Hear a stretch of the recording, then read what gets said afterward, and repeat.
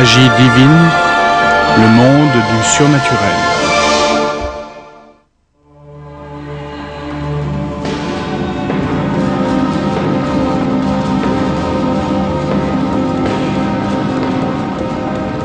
Le vaudou.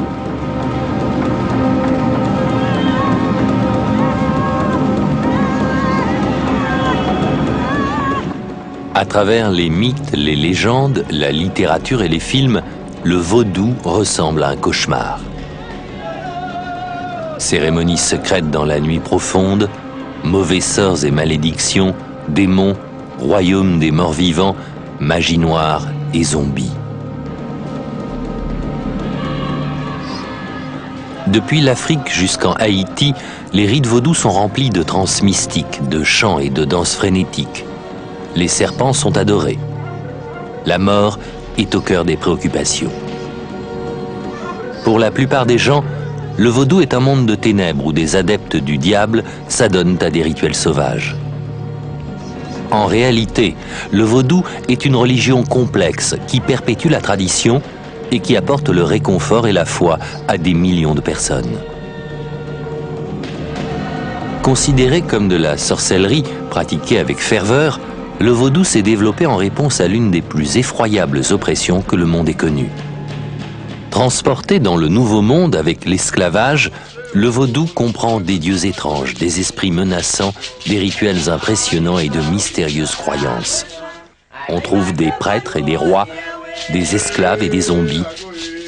On parle de possession et de persécution, de rédemption et de libération.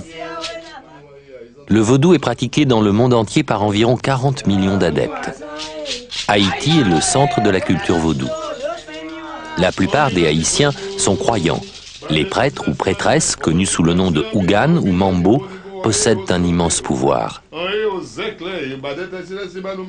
Il faut remonter 4 siècles en arrière pour retrouver les origines du vaudou. C'est en Afrique occidentale que les croyants doivent se rendre s'ils veulent en comprendre les mystères. Cette prêtresse vaudou américaine est partie en Afrique à la recherche des fondements de sa foi.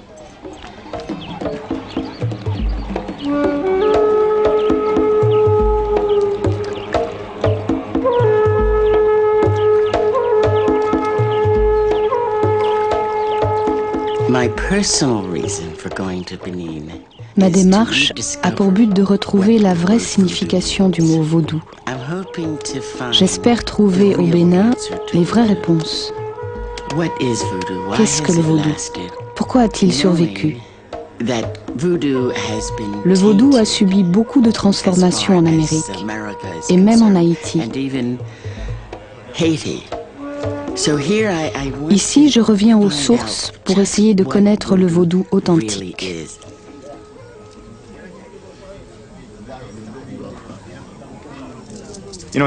C'est drôle, mais si je vous demande de citer les grandes religions dans le monde, qu'allez-vous me répondre? Le christianisme, le judaïsme, l'islam? Un continent est régulièrement écarté, l'Afrique noire. Tout le monde s'accorde à penser que le peuple noir n'avait pas de religion. Nous savons tous maintenant qu'il en avait une et qu'il s'agit de cette formidable croyance appelée vaudou. Le vaudou prend ses racines en Afrique au XVIe siècle. Les guerres tribales faisaient alors rage et l'un des épisodes les plus sombres de l'histoire commençait avec la traite des Noirs. Le vaudou, c'est l'aventure de ces esclaves unis par une même foi. Des dieux, des esprits, des rites et des cérémonies les ont aidés à supporter leur asservissement et ont inspiré leur révolte. L'histoire du vaudou s'est transmise par voie orale d'une génération à l'autre. Cependant, l'interprétation occidentale du vaudou nous vient essentiellement des films. En grande partie, cette image est née, malheureusement, de l'imagination des grands producteurs hollywoodiens. Ces gens-là ont toujours su faire de l'argent pendant des années avec un seul film. Ils ont trouvé un sujet en or, le vaudou, et l'ont exploité jusqu'au bout, sans même se soucier de trouver des titres originaux. Ça donne vaudou 1, 2, 3, 4, ou bien exorcisme 1, 2, 3, 4. Ils sont persuadés que ces films seront de grands succès.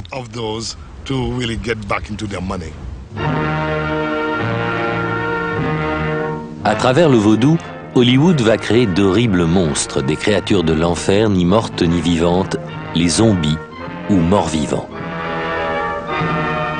Le phénomène du zombie est une technique haïtienne selon laquelle on peut mettre quelqu'un entre la vie et la mort. On enterre la personne, puis on la ressort de la tombe et elle revit. Hollywood a réduit ainsi à une simple image 3 siècles d'histoire et toute une religion complexe et profonde. Le docteur Sams nous a jeté un sort. Ah, et maintenant vous courez après votre ombre? Ce n'est pas notre ombre que j'ai vue dans la cuisine. Monsieur Bill, cet endroit est plein de zombies, mais de bons zombies.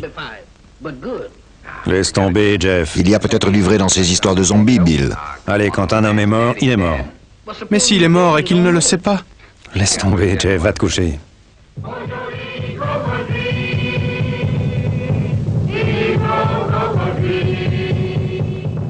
La réalité est quelque peu différente. Le vaudou est une religion de la terre, une religion traditionnelle, primitive, qui a survécu à travers les âges et continuera d'exister, quoi que puisse faire Hollywood ou n'importe qui d'autre.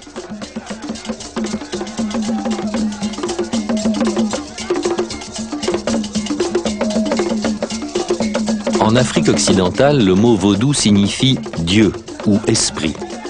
Le culte du ciel, de la terre, du tonnerre et des serpents existait bien avant que les esclaves ne le transportent dans le Nouveau Monde.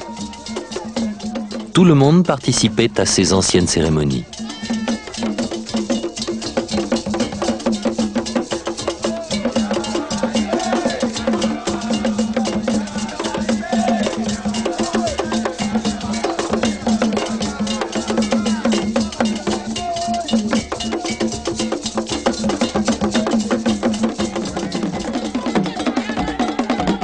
Au rythme des percussions, les chants et les danses gagnaient en puissance.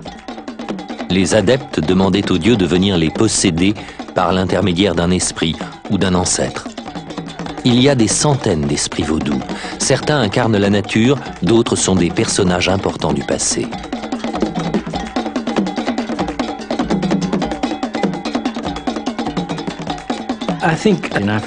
Je pense qu'en Afrique, Dieu n'est pas personnifié. En fait, Dieu est partout. La création est Dieu. Alors on peut trouver Dieu dans les arbres, dans les rivières, dans la mer, dans la vie humaine, dans les morts comme dans les vivants. Et les prêtres et les prêtresses savent faire appel au pouvoir de Dieu. Ils ont cette connaissance particulière, mais ne sont en aucun cas les organisateurs d'un culte. Ils ne sont que des relais.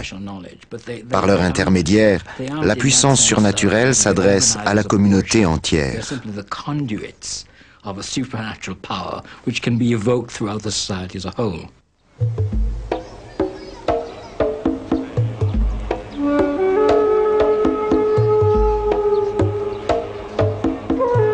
Les prêtres vaudous communiquent avec les esprits à la place de la personne qui est possédée.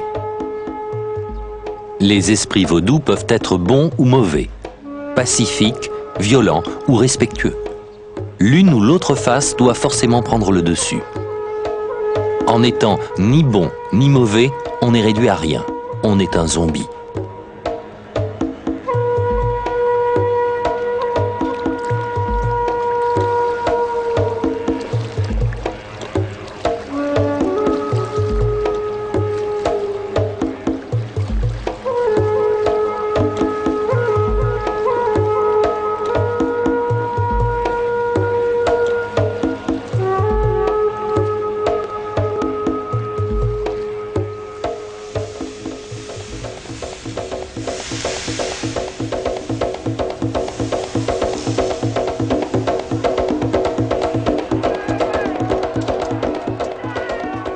Au XVIe et XVIIe siècle, de puissants royaumes se faisaient la guerre en Afrique. Le plus grand et le plus guerrier de ces royaumes était le Bénin. La région n'était unifiée que par sa religion. Les langues, les coutumes et la culture variaient d'une tribu à l'autre.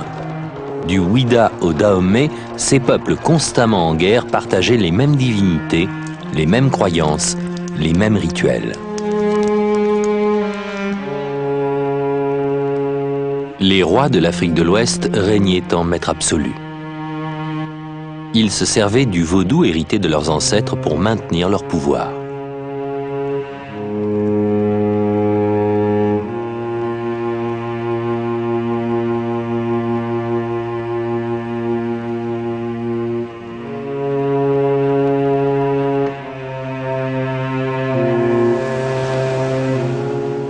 Les premiers Européens, les Portugais, sont arrivés à la fin du XVIe siècle.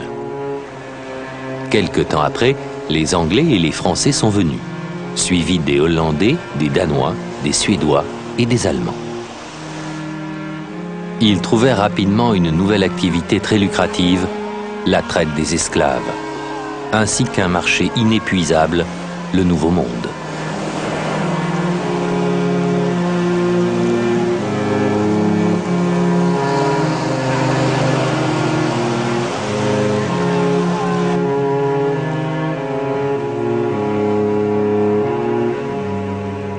Tout au long de la côte des esclaves, les Européens édifièrent des remparts pour mieux gérer ce marché en pleine expansion.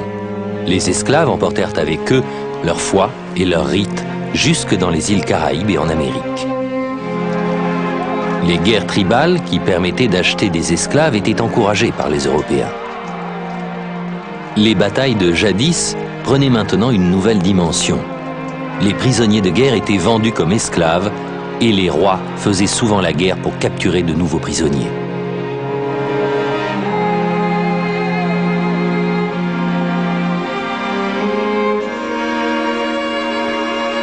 Lorsqu'en 1727, le roi du Dahomey conquit le royaume de Ouida, il transforma la capitale en l'un des plus grands marchés d'esclaves, vendant plus de 10 000 esclaves par jour. Vendre les prisonniers de guerre aux marchands européens devenait très rentable, ce qui engendra de plus en plus de guerres entre tribus.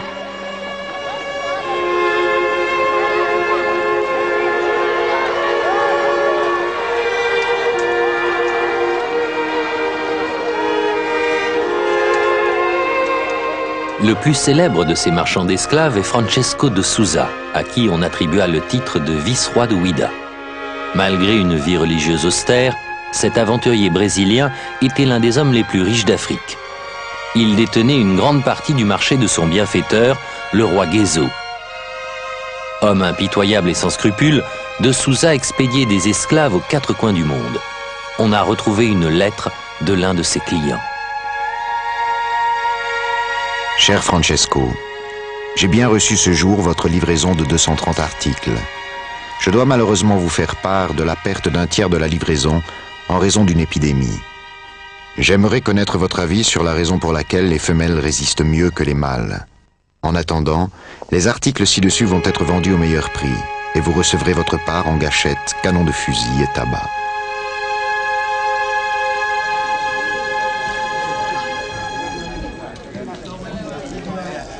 Les exploits légendaires de Souza firent du roi Guézo un des rois les plus riches et les plus puissants du Bénin. Des siècles plus tard, les descendants directs du roi Guézo conservent encore une certaine royauté.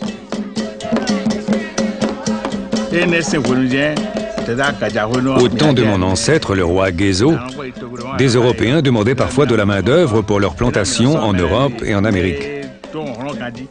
Le roi a commencé à vendre ses prisonniers de guerre en échange d'armes et de divers produits manufacturés. Voilà les origines de la traite des Noirs.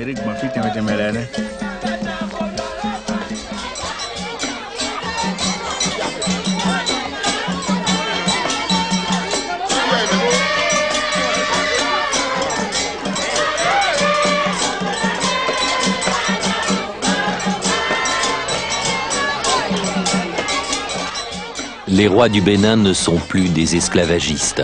Le temps du commerce des êtres humains est révolu. Pourtant, pour les Afro-Américains à la recherche de leurs racines et de leur héritage vaudou, ce passé dérangeant ne peut pas être ignoré.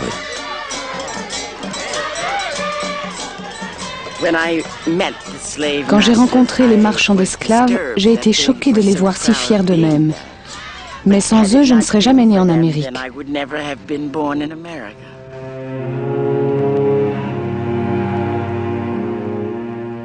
Les récits d'esclaves montrent l'importance du vaudou qui les a aidés à supporter les horreurs de leur traversée.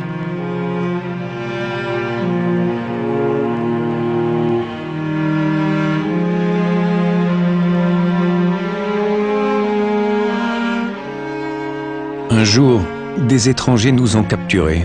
Ils m'ont emmené sur la côte. C'est là que j'ai vu pour la première fois un bateau d'esclaves et ça m'a rempli d'étonnement, puis de terreur, lorsqu'ils m'ont amené à bord et que des membres de l'équipage m'ont inspecté pour voir si j'étais solide. J'ai pensé que j'étais entré dans un monde de mauvais esprits vaudous et qu'ils allaient me tuer.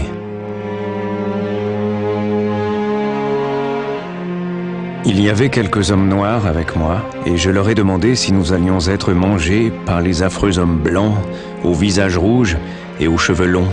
Ils m'ont répondu que non. Quand le bateau fut prêt à partir, on nous a mis sous le pont. La puanteur de la cale était insupportable. On nous avait tellement entassés qu'il était difficile de se retourner. Il faisait si chaud dans cet endroit étroit que nous étouffions.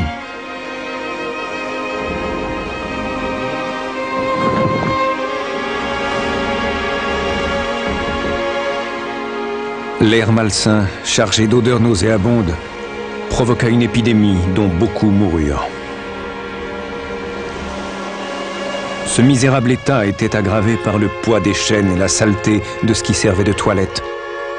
Les enfants tombaient souvent dedans, au bord de l'asphyxie.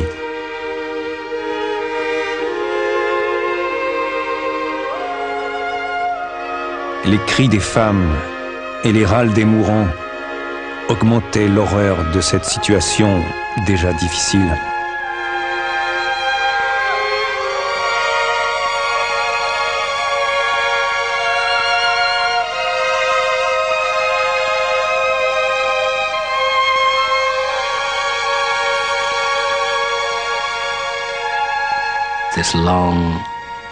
Ce long voyage au fond des cales des navires négriers était épouvantable.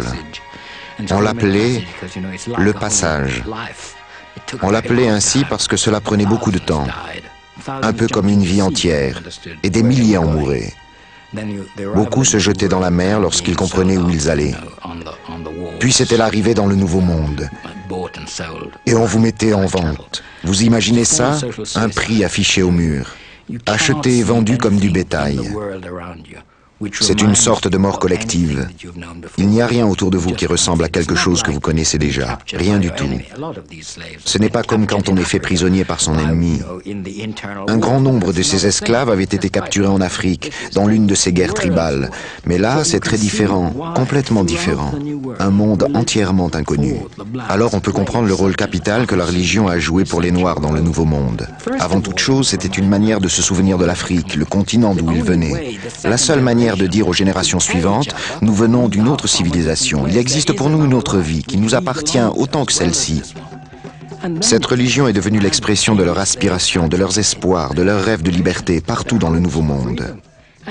En Amérique du Nord, en Amérique du Sud, aux Antilles, les religions se sont mélangées, religion africaine et religion chrétienne. Dans les Antilles surtout, on retrouve ce mélange sous toutes les formes possibles, de la religion la plus profondément africaine à la plus strictement anglicane. La religion était devenue le seul langage possible pour exprimer son rêve d'être un homme libre.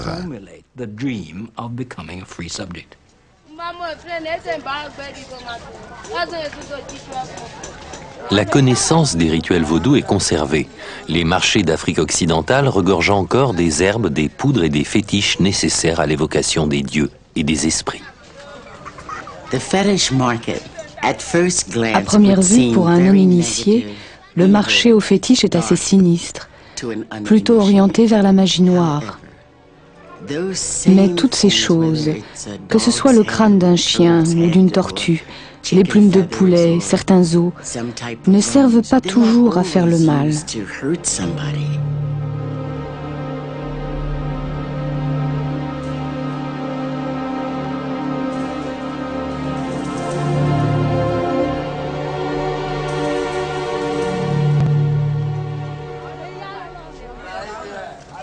Ces potions vaudou obéissent à une multitude de recettes possibles. On les utilise pour invoquer les dieux ou guérir la maladie. Elles sont nécessaires pour jeter ou conjurer des sorts. Enfin, elles s'associent à des pratiques vaudou encore plus sombres.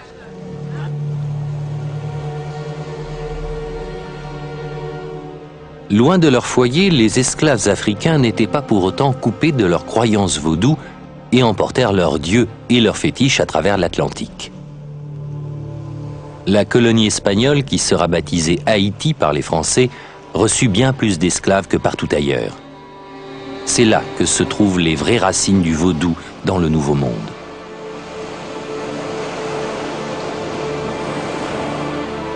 Sur cette île, les conditions de vie des esclaves étaient épouvantables. Ils étaient poussés jusqu'aux limites des capacités humaines. On leur interdisait la seule chose capable de les soutenir, leur religion, le vaudou.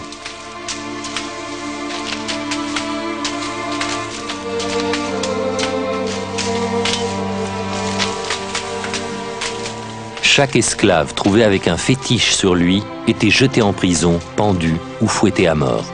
Sur des registres, il apparaît que certains furent crucifiés, d'autres jetés vivants en pâture à des chiens affamés. Ce récit passionné, écrit par un esclave, fut envoyé en France.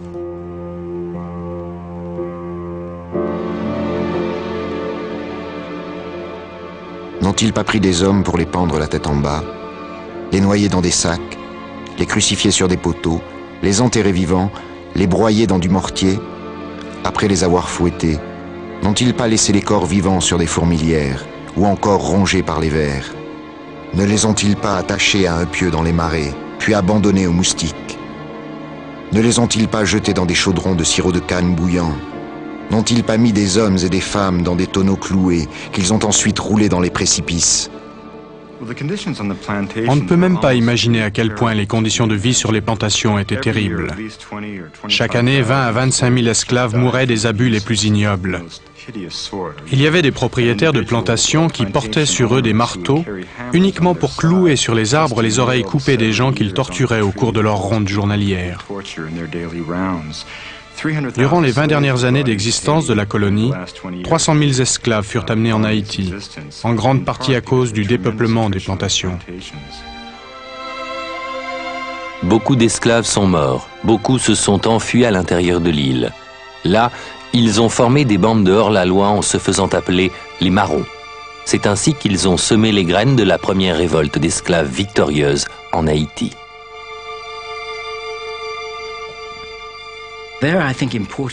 Ils ont une grande importance dans cette histoire, parce qu'ils vivaient en marge de la religion et des idées des Européens, en marge aussi de la servitude qui régnait sur les plantations.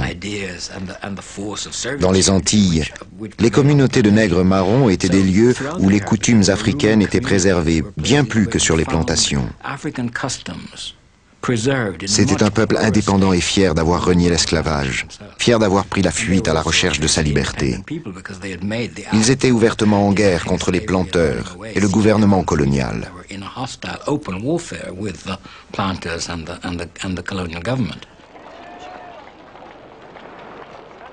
Au milieu du XVIIIe siècle, les nègres marrons organisèrent une guérilla dans les profondeurs de la jungle. Ils étaient armés de fusils, de machettes, de couteaux, mais leur arme la plus puissante était la peur engendrée par le vaudou.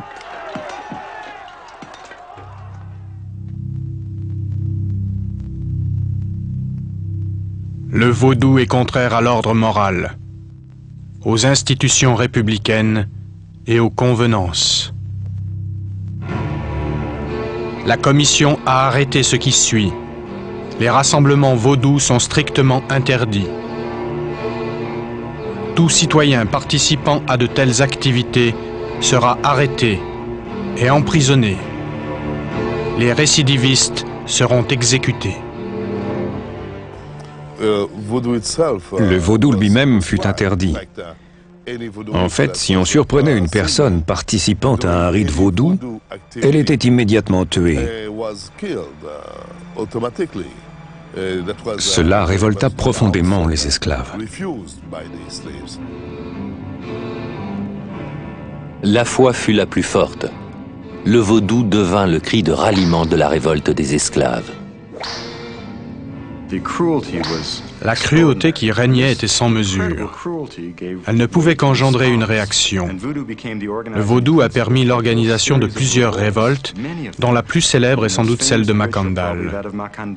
Dans les années 1740, Makandal empoisonna les puits des Blancs dans tout le pays. Le prophète manchot François Makandal était un prêtre vaudou. Il fut le premier héros de la révolte des esclaves, faisant régner la terreur pendant 18 ans en réponse à la brutalité des Français. Makandal empoisonnait les puits et utilisait le vaudou pour répandre la panique dans toute l'île. Des détails sur la vague de terreur engendrée par Makandal atteignirent bientôt Paris.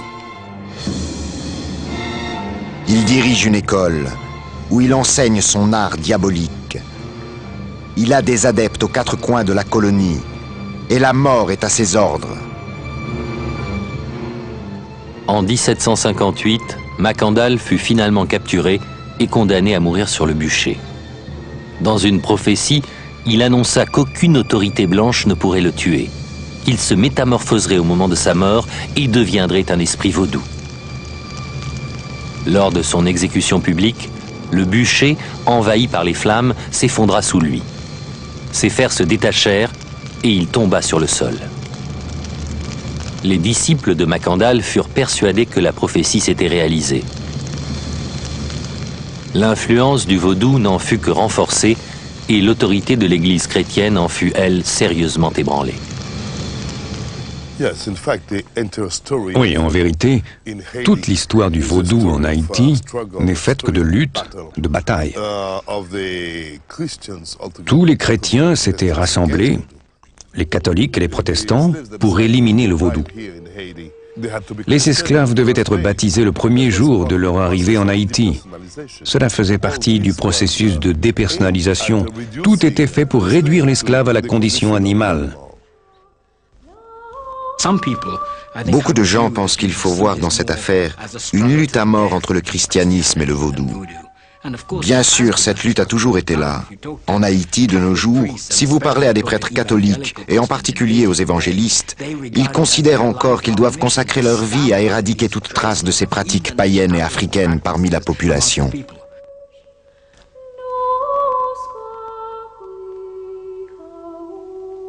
Les églises d'Haïti étalaient souvent des symboles du vaudou sur leurs murs.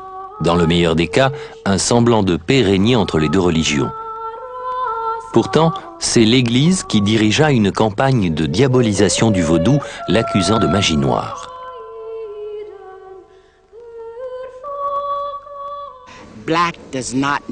Noir ne veut pas forcément dire diabolique ou maléfique. Bien sûr, la magie pratiquée à cette époque peut nous sembler négative.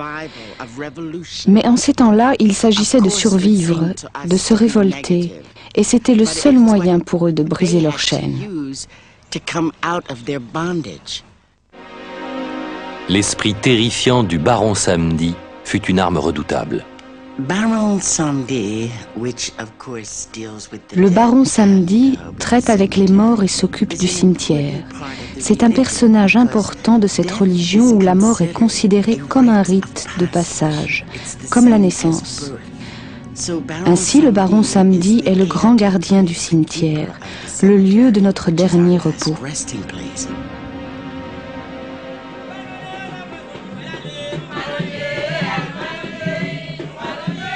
La révolte des nègres marrons se renforça.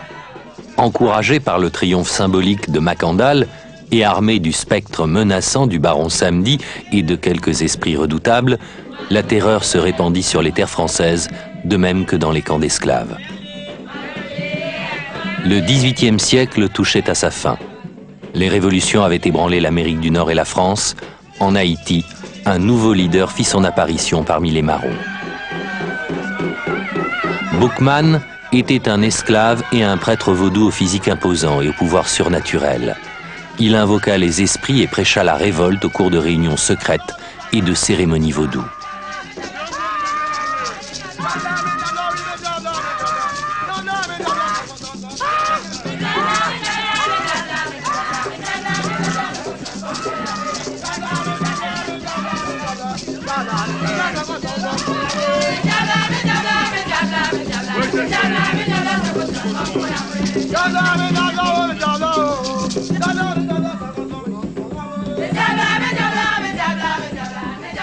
Le 14 août 1791, au cours d'un discours enflammé devant une assemblée d'esclaves, Boukman prononça une déclaration d'indépendance vaudou. Après le sacrifice d'un énorme cochon noir, Boukman s'écria « Nos dieux ont créé le soleil qui nous a donné la lumière, a soulevé les vagues et a commandé la tempête. Ils voient tous les actes des hommes blancs. Leurs dieux les poussent au crime. Nos dieux nous demandent de faire le bien. Ils nous ordonnent de venger les injustices. Ils dirigeront nos bras et nous soutiendront. Débarrassons-nous du Dieu des Blancs qui nous a causé tant de peine et écoutons la voix de la liberté qui parle en chacun de nous. »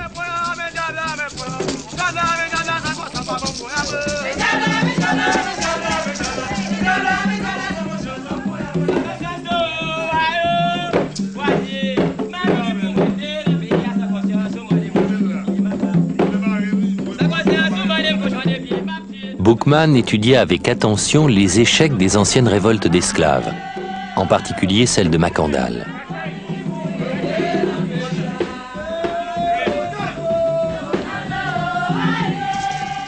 Il était convaincu que les Marrons ne pouvaient réussir qu'en faisant un pacte avec les dieux et les puissants esprits vaudous.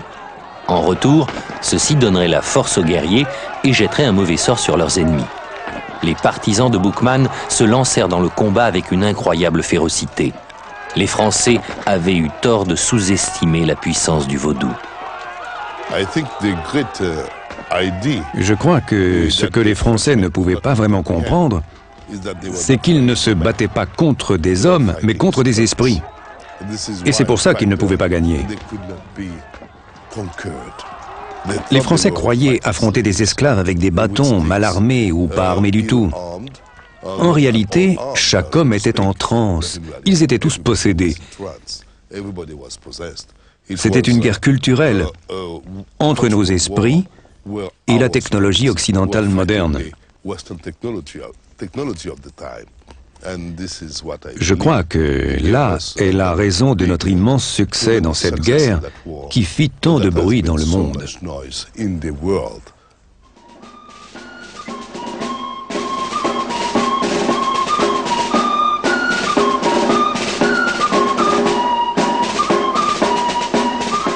Les idéaux de la Révolution française ont influencé les Marrons.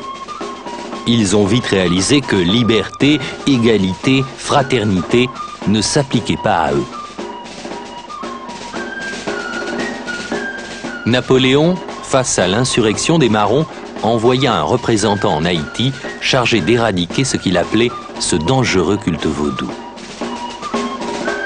Cette tentative se solda par un échec.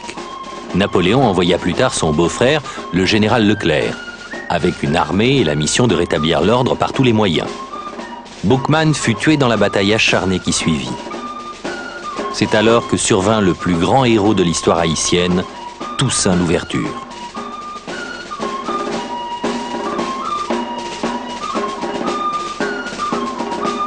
Petit-fils d'un chef de tribu africain et élevé par un maître éclairé, Toussaint eut le génie d'associer les traditions vaudoues à une stratégie militaire de pointe. À partir de petits groupes d'esclaves mal armés, il organisa une unité de combat qu'il conduisit au succès dans la plus grande révolte d'esclaves de l'histoire de l'humanité.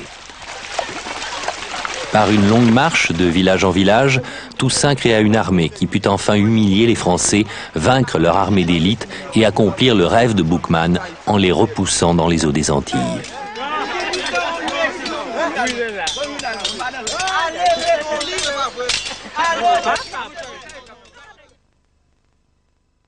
Toussaint Louverture ne vécut pas assez longtemps pour assister à l'émancipation du peuple qu'il avait guidé.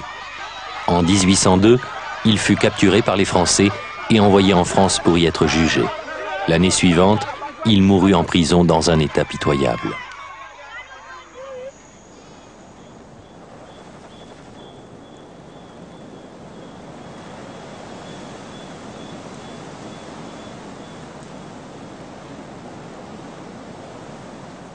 La révolte d'esclaves d'Haïti fut à l'origine d'une nation unique en son genre. la première république noire indépendante, fondée sur des